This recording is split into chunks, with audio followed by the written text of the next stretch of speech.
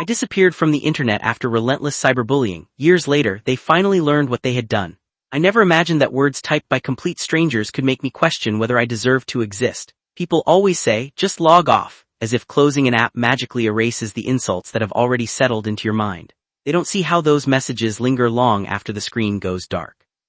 They don't understand that once someone convinces hundreds of people you're a joke, you start wondering if they're right. I wasn't famous. I wasn't trying to become an influencer. I was just an ordinary college student who liked posting drawings, gaming clips, and random thoughts online. My accounts were small, my audience was tiny, and my life was painfully average. Looking back, I sometimes wish I had stayed invisible forever, because everything changed the moment one harmless post reached the wrong people. Overnight, my notifications exploded. At first, I thought one of my videos had gone viral. I was smiling as I opened the app, expecting compliments or questions. Instead, I was greeted by hundreds of comments telling me I was ugly, pathetic, talentless, and that the internet would be better without me. It felt unreal. I refreshed the page again and again, hoping it was some glitch. It wasn't. My life had become entertainment for strangers. The worst part wasn't the first wave of hate, it was what came after. Every time I blocked one account, 3 more appeared. They clipped my videos out of context, turned my face into memes, and shared edited screenshots to make me seem like a horrible person. People who had never spoken to me suddenly believed every lie they read. My inbox filled with messages telling me to disappear forever. Some people even took the time to search through years of my old posts just to find something embarrassing to mock. They laughed at my clothes, my voice, my family, and even my dreams. I stopped posting, thinking the attention would fade if I gave them nothing new to react to. Instead, my silence became another joke. They started making posts asking whether I had finally realized how worthless I was. Every morning I woke up hoping things would be different, only to discover a fresh wave of cruelty waiting for me before I had even gotten out of bed. It reached a point where I became terrified every time my phone vibrated. Notifications no longer meant friends or opportunities. They meant another reminder that somewhere out there, people I'd never met had made me the target of their daily amusement. Outside the internet, my real life slowly began falling apart. My grades slipped because I couldn't focus during lectures. Friends noticed I wasn't myself, but I kept insisting I was just tired. I stopped answering calls, stopped attending gatherings, and made excuses to avoid everyone.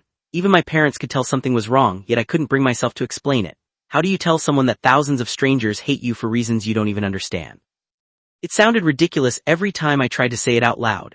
Some nights I sat in complete darkness, staring at the ceiling while wondering how a few months earlier I had been genuinely excited about life. The internet had once been my escape. It became the place I feared most. I watched other people laugh and move on with their lives while mine felt frozen in place. Every cruel comment echoed louder than every compliment I'd ever received.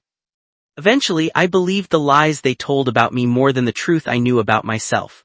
One evening, after another endless stream of hateful messages, I made a decision that surprised even me. I wasn't going to argue with anyone anymore. I wasn't going to defend myself or post emotional responses hoping someone would understand. I simply disappeared.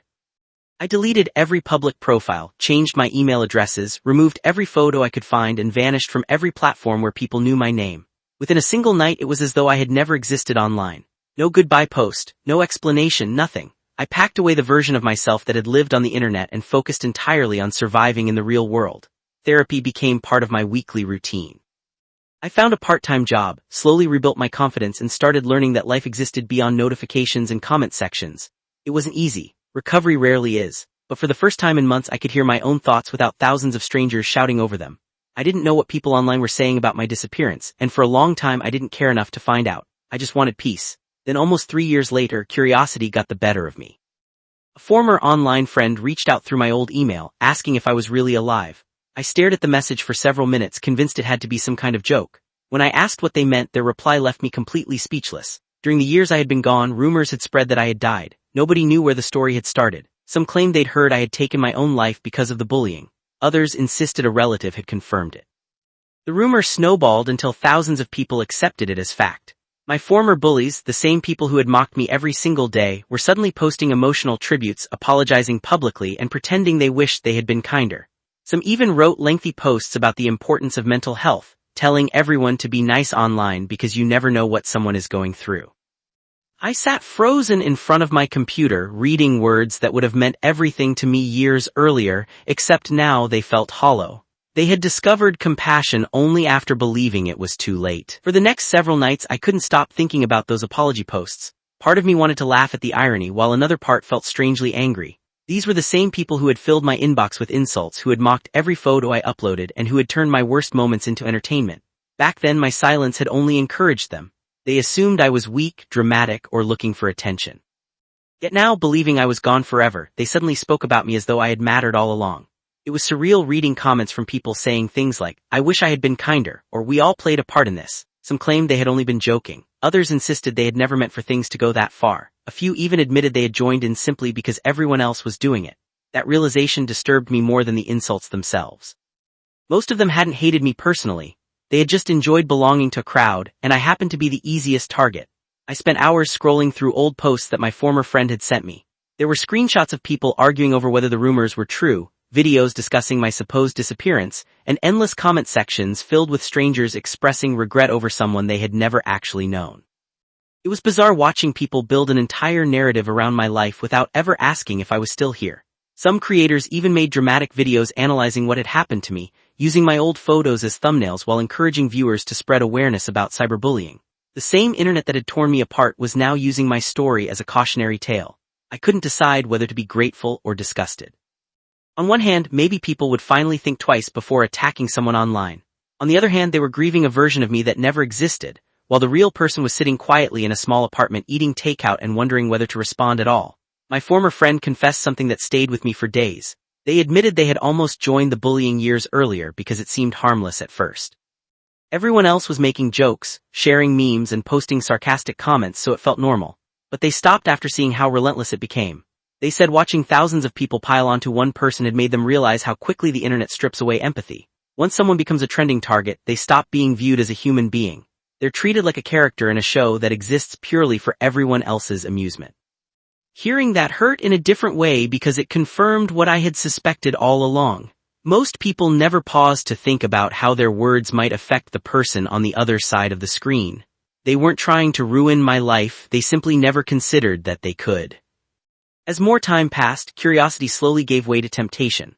I wondered what would happen if I simply logged back into one of my old accounts. What would those people do if they suddenly realized the person they believed was gone had been alive the entire time? Would they apologize directly? Would they accuse me of tricking them? Would they go back to mocking me as if nothing had happened? I created a brand new anonymous account instead and quietly observed from a distance.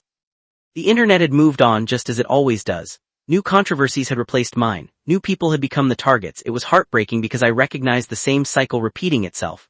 Thousands of comments mocking strangers they'd never meet. Endless jokes at someone else's expense. The names had changed, but the behavior hadn't. My story hadn't taught everyone the lesson I hoped it would. The crowd had simply found someone new to chase. One evening, while browsing anonymously, I stumbled across a long post written by one of the people who had bullied me the most. Years ago, they had organized entire threads dedicated to making fun of me. They encouraged others to flood my inbox with hateful messages and proudly joked about driving me off the internet. But now their post was completely different. They wrote about living with guilt, explaining how they believed they had contributed to someone's death. They described sleepless nights, anxiety, and the constant regret of never being able to take back what they'd written. They encouraged their followers to stop treating strangers as entertainment, and admitted that online cruelty had consequences far beyond the screen. Reading it left me conflicted. Part of me felt satisfaction knowing they finally understood the weight of their actions. Another part of me wondered if this guilt had transformed them into a kinder person. If it had, then perhaps something meaningful had come from everything I endured. I opened a blank message more than once, typing out the words, "I'm alive." Every time I deleted them before pressing send. I wasn't afraid of their reaction. I simply questioned what purpose it would serve. Telling the truth might free them from years of guilt, but it wouldn't erase what had happened. It wouldn't give me back the nights I spent crying myself to sleep or the friendships I lost because I was too ashamed to leave my room. It wouldn't erase the panic attacks, the therapy sessions, or the months I spent rebuilding my confidence from nothing. They had unknowingly become better people because they believed their actions had permanent consequences. If I revealed the truth, would that lesson disappear? Would they convince themselves it hadn't been that serious after all? I genuinely didn't know the answer, and that uncertainty kept my fingers away from the keyboard. So I closed my laptop once again and walked outside into the evening air. For the first time in years, I realized I no longer cared about winning. I didn't need revenge, recognition, or even an apology. The greatest victory was the life I had quietly rebuilt while the internet continued arguing with itself. They believed I had disappeared forever, but in reality I had simply chosen a different path. One where my happiness no longer depended on strangers hiding behind anonymous usernames. Whether they ever learned the truth was a question I still hadn't answered. And maybe I never would. Months passed after I closed that laptop, and with every sunrise I became more certain that I had already made my choice. My silence wasn't about revenge anymore. It wasn't about punishing the people who had once made my life miserable or letting them carry guilt forever. It was about protecting the life I had fought so hard to rebuild. Therapy had taught me something I wish I had understood years earlier. Healing doesn't always come from confronting the people who hurt you. Sometimes it comes from accepting that they no longer deserve access to your peace of mind. I had spent so much of my life wondering why strangers hated me, replaying every comment in my head and searching for a reason that never existed. But as time passed, I realized there was nothing left to understand. Their cruelty had said far more about them than it ever did about me. I had survived the darkest chapter of my life, and I wasn't willing to reopen old wounds just to satisfy the curiosity of people who had forgotten my name the moment another victim became the center of attention. Even so, life has a strange way of bringing the past back when you least expect it. One afternoon, while grabbing coffee after work, I heard someone say my old online username. I froze for a split second before realizing they were talking about the rumors that had circulated years earlier. Two coworkers were discussing cyberbullying after watching a documentary, and somehow my story had been mentioned as an example of how dangerous online harassment could become. Neither of them had any idea they were standing beside the person they believed had died. I listened quietly as one of them said, "It's scary how people forget there's an actual human behind the screen." The other nodded, and admitted they used to leave mean comments on viral posts when they were younger because everyone else was doing it. They said they still felt embarrassed whenever they thought about it. Hearing that conversation reminded me just how much the internet had changed. People were finally beginning to understand that a comment typed in 5 seconds could stay with someone for years. I walked away without saying a word, carrying a strange feeling of closure I never expected to find. Not long after that, I received another message from the same former friend who had first contacted me. They told me several of the people involved in the bullying had started volunteering for anti-cyberbullying organizations, speaking at schools, and sharing their own stories about online mob mentality. One person had even admitted publicly that they joined the harassment simply because they wanted likes and attention. Reading those updates filled me with mixed emotions. I wasn't celebrating their guilt, but I couldn't deny that something had changed inside them. Maybe believing they had lost someone forced them to confront the consequences of treating another person like entertainment. I hoped they would continue spreading that lesson, not because of me, but because there were countless others still facing the same abuse every single day. Eventually, I made one final decision. I didn't return to my old accounts and I didn't publicly reveal who I was. Instead, I started over under a completely different name.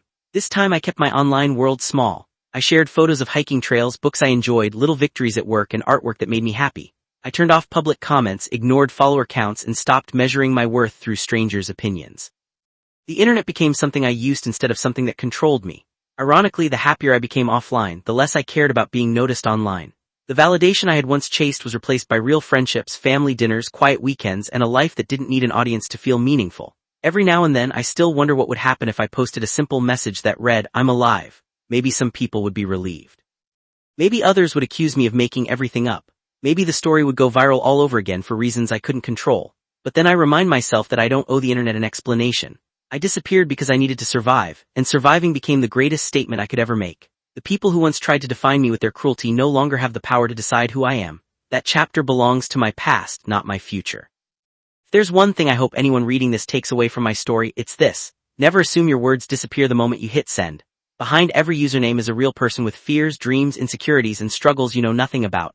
A joke to one person can become a sleepless night for another. A cruel comment can echo in someone's mind long after you forgot writing it. The internet gives people the illusion that there are no consequences, but there are always consequences. Sometimes you see them and sometimes you never do. Kindness costs nothing, yet it has the power to change someone's entire day or even their life. I was fortunate enough to find my way back, but not everyone gets that chance. That's why I chose to tell this story. Not for sympathy, not for revenge, but in the hope that someone scrolling through comments tonight will stop for just a second before pressing send. Don't forget to subscribe, like, share, and comment for more crazy confessions I get from people.